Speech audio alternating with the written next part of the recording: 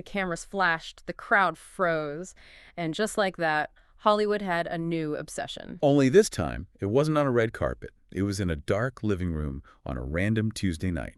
Welcome to Starscope Report. Join Jordan and Jamie as they uncover Hollywood drama, music industry shakeups, and viral influencer scandals. From red carpet surprises to social media controversies, we dive deep into the stories behind the fame. And today, you guys, we are doing a deep dive into a headline that literally stopped the internet. We're talking about the YouTube video title that's been everywhere, What Perez Hilton Did on TikTok Live. Yeah, it's an incredibly heavy story today. We are pulling from a massive stack of sources like TMZ, The Guardian, ITV News, Gulf News, and some really crucial clinical insights from The Advocate. Right. And our mission with this deep dive isn't just to, rubberneck a tragedy.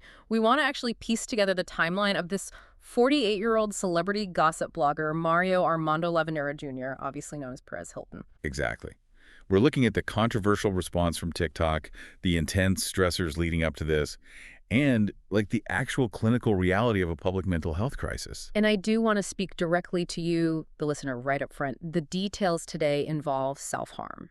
It's intense, but we promise to look past those sensational headlines to really ask what this means for digital responsibility. Yeah, it's a rough one, but it is so necessary to talk about. Okay, let's unpack this. We have to start with the physical reality of that Tuesday night, because it was basically a ticking time bomb. It really was. So Perez Hilton is inside his Westchester home in Miami. He's completely alone. And he starts this TikTok live stream. Right, and viewers almost instantly realize this is not a normal broadcast. He actually starts engaging in severe acts of self-harm. Yeah, specifically using a knife to cause lacerations. And the chat just immediately explodes. I mean, people are desperately pleading with him to stop. And obviously that triggers a massive flood of 911 calls to the Miami-Dade dispatch. The digital world just crashes right into the physical world. Exactly. So the sheriff's office and fire rescue, they rush to his house. But, and this is where things get really controversial, they don't rush in. Which is wild. They chose to do what they called tactical disengagement. Right. Instead of storming the house, the deputies basically backed off. Which, okay, if you're watching this online or your neighbor, you're probably screaming at your phone like, kick down the door. I mean, isn't that the safest bet when someone is actively bleeding? See, you would think so, right. Yeah. But clinically and tactically, kicking down the door is often the exact catalyst that turns a crisis into a fatality. Wait, really? How? Well, think about it. You have armed officers rushing into a confined space. If someone is in an acute mental health crisis, their nervous system is already totally shot. If you introduce shouting and aggression, you trigger this primal fight-or-flight response. Oh, wow. So you're saying it could actually make him defensive? Exactly. Because he was home alone and not an immediate threat to anyone else, they prioritized de-escalation. They wanted to create time and distance to avoid, a tragic suicide by cop scenario. So it's basically starving the crisis of adrenaline. Precisely. Yeah. And it worked. He was eventually safely transported to a local hospital for a psychiatric evaluation and medical treatment without any violent confrontation. That is actually incredible on the part of the Miami-Dade police. But wait till you hear what came next, because while the police were de-escalating in the real world, the digital fallout was a complete disaster. Oh, TikTok was an absolute mess during this. So what does this all mean for the platform? The duration of the stream became this huge point of contention. Some people were swearing it was live for 30 minutes. Yeah, though a TikTok spokesperson did dispute that to TMZ and others, saying it was closer to 15 minutes. No, honestly, 15 minutes of graphic self-harm on an app full of kids, that is a lifetime. It is an algorithmic eternity, yeah. Now, TikTok's automated systems apparently flagged the broadcast super quickly, but it got stuck because of human moderator error. See, that is the pushback I have here. I mean, people were furious. Instagram users like Gina Luciano were calling it disgusting and disturbing that it stayed up. People were even suggesting a class action lawsuit. Which is totally understandable. The outrage was visceral. But isn't it physically impossible for platforms to moderate millions of live streams instantaneously without some margin of human error? We expect AI to be perfect, but humans are still pushing the buttons. Right, and what's fascinating here is how the internet reacted when the corporate safety net broke.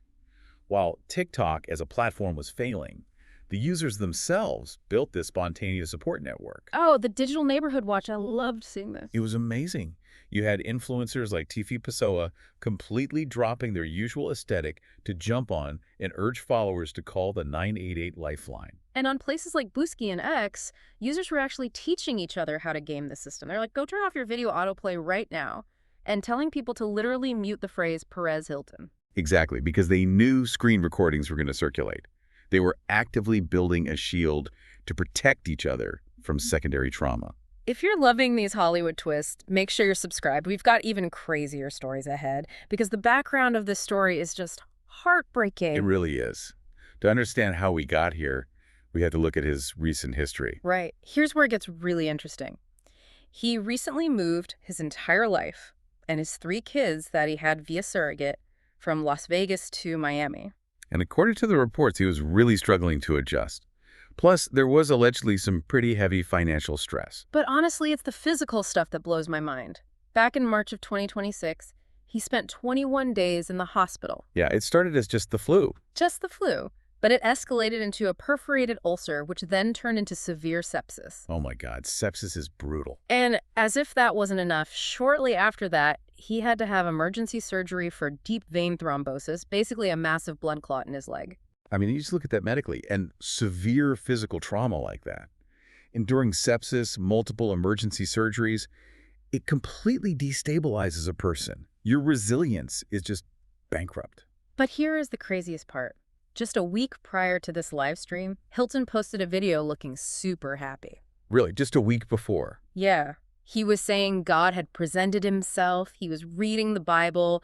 He was crying what he called happy tears. It's like a rubber band, right? It gets stretched and stretched by all this physical and emotional whiplash, and it snaps just when it finally seems to be at rest. That makes total sense biologically.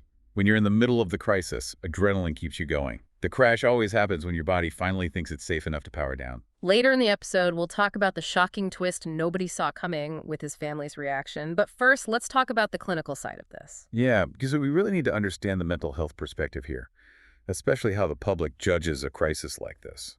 The Advocate spoke with Dr. Christine Yumutier from the American Foundation for Suicide Prevention, and she really warned against calling this live stream attention-seeking. Which is, of course, the internet's favorite buzzword. Yeah. But she explains this concept called thought constriction.